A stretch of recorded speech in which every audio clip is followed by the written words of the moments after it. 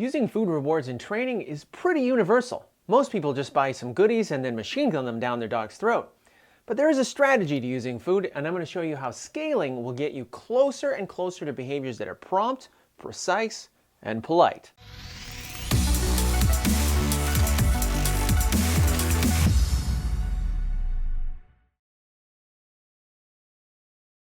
Ian here with Simpawtico Dog Training, and before we dive into reward scaling, please make sure you're subscribed so you never miss any of our videos.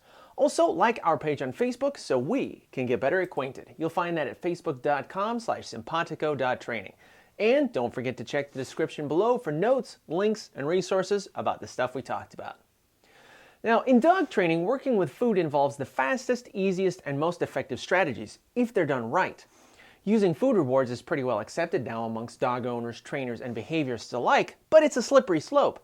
It's easy to get stuck using treats as bribes, or worse, ramping up treat value over time to keep interest.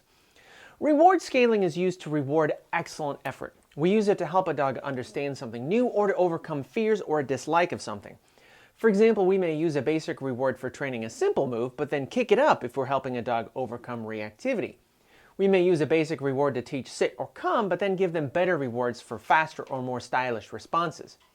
Well, how do we do that? Well, for starters, we want to have at least 3 tiers of rewards to use: jackpots, treats, and kibble. Let's break these down a little bit. Jackpots are any food item of ultra high value. This is the highest value tier and is only used on occasion. Dogs typically take longer to chew and swallow these, so save them for the best effort and for reaching a new goal. The jackpot of jackpots is called the $10,000 jackpot, and it's something that they only get on very rare occasions. Treats are the middle tier, and while they're not as enticing as jackpots, they're still pretty darn good. This is the group of food rewards you probably normally think of when you think training treat. Small, smelly, and a good brand are the best choices. The bottom tier is kibble, good old dry dog food. This can and should be used as an effective training reward.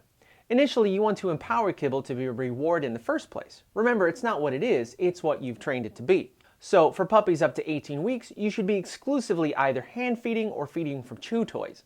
And for adolescent and adult dogs, you should be using regular feeding times and picking up what's left after 15 to 20 minutes. Do not just put food down all day. Listen, mealtime is a trainable activity just like any other.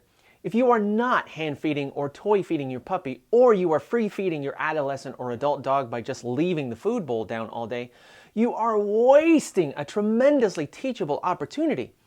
You will not be able to use reward training as effectively as you could because you are teaching your dog, an animal classified as a scavenger, to take food for granted. Look at it this way. You can't get someone who lives in a pizza parlor to help you move by offering them pizza. You see what I'm getting at here? Kibble works excellently for training because it's nutritionally balanced. You'll be using a good deal of it, so why not use the healthiest thing available?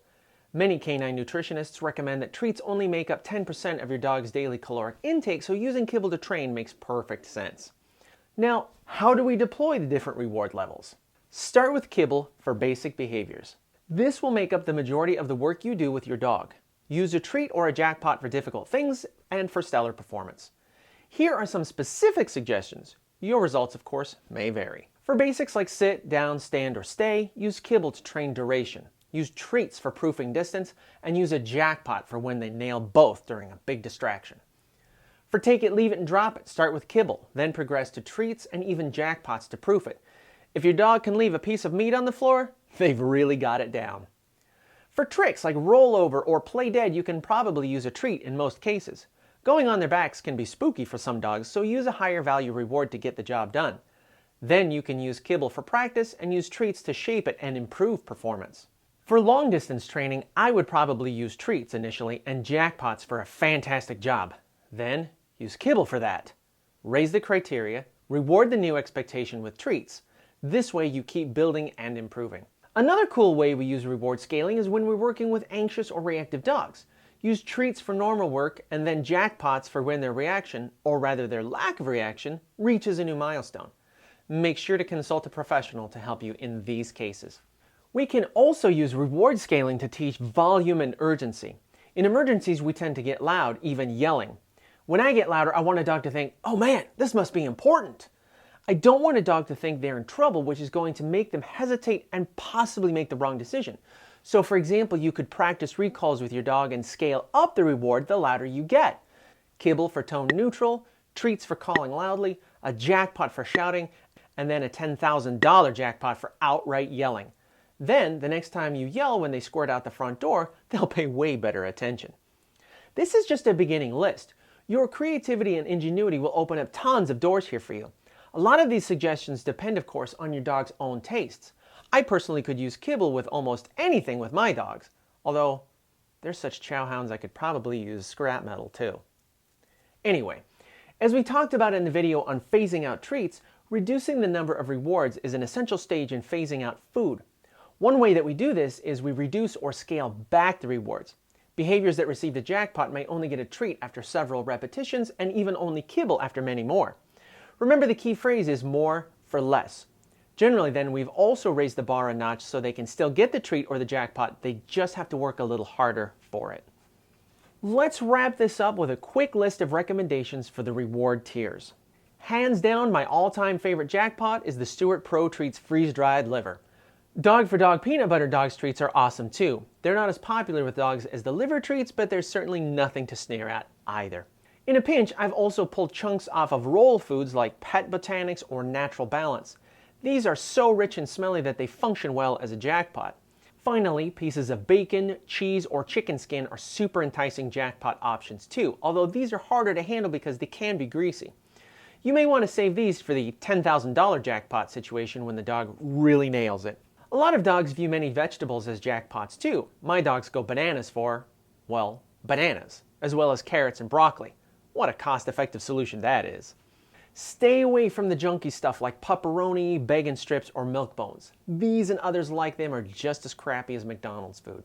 For treats, go ahead and use the training treats you're probably already buying. Get things that are small and smelly so they're enticing and can be chewed and swallowed quickly. I like the Pet Botanics Training Treats and the Blue Buffalo Blue Bits. Both of those are USA made and pretty good quality. If you shop around with this style in mind, you'll probably be able to find some more like these. Again, stay away from the things that are bulky or dry and crunchy. They take too long to chew and swallow, and most brands aren't really that great anyway. Finally, for kibble, you'll ideally want to use your dog's own dry food. Ostensibly, you should pick a good quality food to begin with and then use part of their daily ration to train. I particularly like Dog for Dog or Victor brands. Both are great dog foods with very small kibble, which works great for training. If you have a large dog, you might get a little bag of the small breed version of their food to use for training. Small breed versions typically have a smaller kibble, which again will work great for training. So there you have it. Good luck with using reward scaling, and don't forget to start phasing it out as early as possible. Now, here's a question for you. What are your favorite picks for treats and jackpots? What brands do you like? Which ones do you avoid? What are some things you use that maybe we haven't thought of? Let me hear from you in the comments. Don't forget to thumbs up this video if you learned something useful, and remember to keep learning and keep practicing. Thanks for watching, and I will see you soon.